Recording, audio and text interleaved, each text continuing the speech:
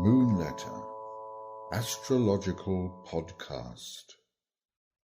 Mariah, Carey and Pholus by Ben Belinsky.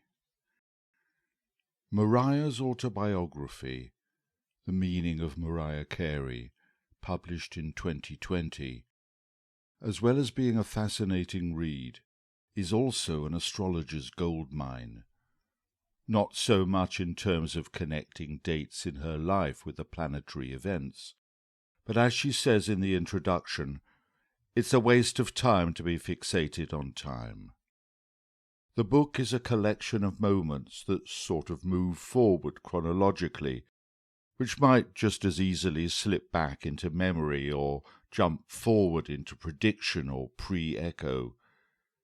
This is Uranian time, time that doesn't obey clocks and calendars. For in her birth chart, Uranus is exactly by 11 minutes of arc opposite the Sun. Her autobiography reflects this as a collection of significant moments that share both pain and healing, that with hindsight we can see as inevitable. With this aspect between the Sun and Uranus, she has to be who she is, despite everyone, family, friends, lovers. Also with Chiron so close to the Sun, the process of healing is implicit in the process of growing, of becoming conscious. What gives Mariah the drive and sheer survival instinct is dynamic Mars rising in unstoppable Taurus. Her musical talent comes from a conjunction of the Moon in the last degree of Scorpio with Neptune in the first degree of Sagittarius. She describes it thus: jamming with jazz musicians was close to a spiritual experience. There's a creative energy that flows through the room. When you're in a zone, it's a miraculous madness. And then there's Pholus in the last degree of Aquarius, in an exact, to the degree, square with her moon. Pholus moon contacts can enable someone to plug into the collective mind, to tune into the trends and what people are into. Describing a band she was singing with in the early days, she says, "Didn't these people even listen to the radio?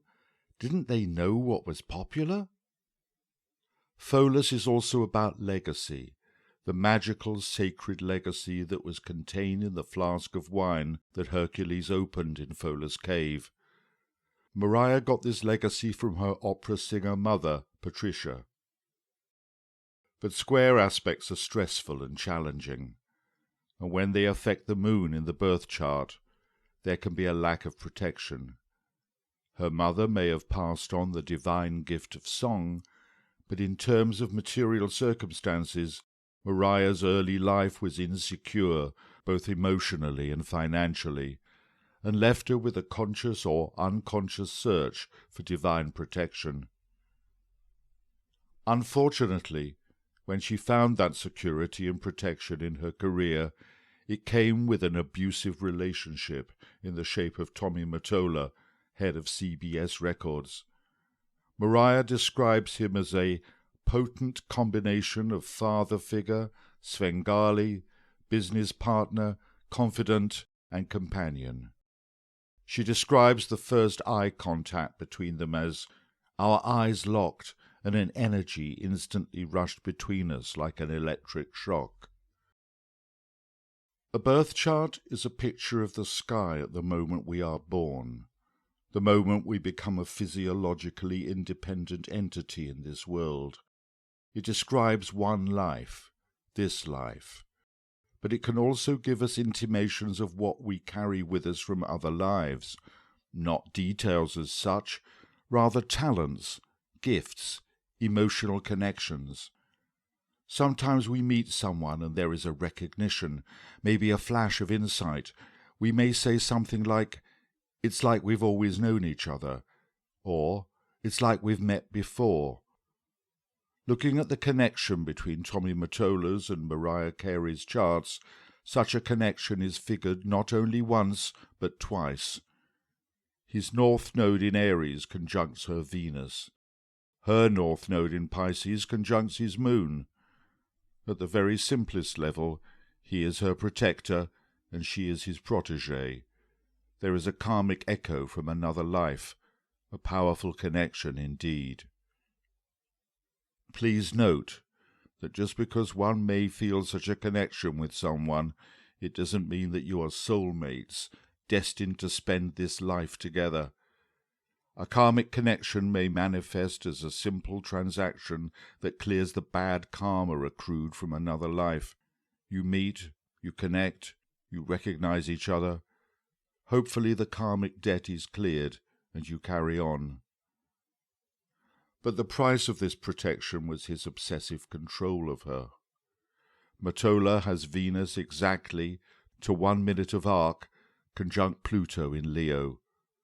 Pluto is the power broker, and in conjunction with Venus creates a relentless, all-consuming passion for the beloved. Not only that, it casts all relationships in terms of power and control. This conjunction makes a challenging square to Mariah's Mars on the ascendant, the unstoppable dynamism and heroism of her being.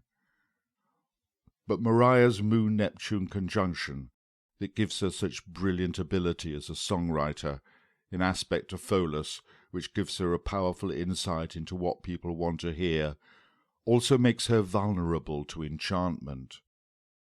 Pholus' world is a world of myth and magic. His legacy is divine intoxication. In addition, the conjunction in her chart of the Sun and Chiron speaks of her wounded relationship with her father, the lack of guidance and structure that a father should bestow by way of protection, seeing us for who we are and arming us against whatever challenges we may encounter in our life. Looking at Mariah's relationship with Tommy Mottola from a mythological point of view, there are echoes of the relationship between Persephone and Pluto, his obsession for her, his denial of her wish to leave the underworld and return to the land of the living. Why, you may ask? Because he is aware of her power. He needed her power, not just to possess her as a trophy, but to use her as a conduit to greater power, all the while belittling her, telling her how weak she is. For if she is unaware of her own power, she is easier to control. Sure, Tommy's chart is powerful, with the charisma of Jupiter conjunct Pholus opposite the Sun in Cancer.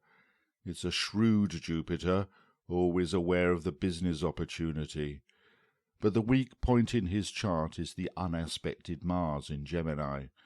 And when Mars is unaspected, particularly in a man's chart, the active, decisive part of the character is disconnected and can be out of control, resulting in childlike outbursts of rage when it cannot get its own way. Violent? Possibly, but more likely cowardly and manipulative. Also in this case, Pluto will take on the work that Mars is not up to, and while Mars is direct and upfront, Pluto's natural methodology is subtle and secret. This is apparent in the house they built together, which Tommy had fitted with sophisticated security equipment, listening devices, motion-detecting cameras, recording her every move. And while Tommy's Mars is weak and sneaky, Mariah's is on her ascendant, directly available. She had to become her own hero. And this is how protection becomes abusive control, cutting you off from friends and family, controlling who you work with, the music you listen to, the way you dress, the opinions you voice in public. But once you realize that you're complicit in this, that you've given your power away, and this is not a normal situation, it's only a matter of time before you take it back. For the rest of the story, how she escaped Tommy's stifling control, how the marriage ended, and how he continued to try to sabotage her career, read her autobiography. And for more on the astrological influence of the centaur Pholus and the portraits of cult leaders, cult busters, and survivors of abuse, check out my ebook, Pholus, Cults, Intoxication and the Divine, available from Amazon.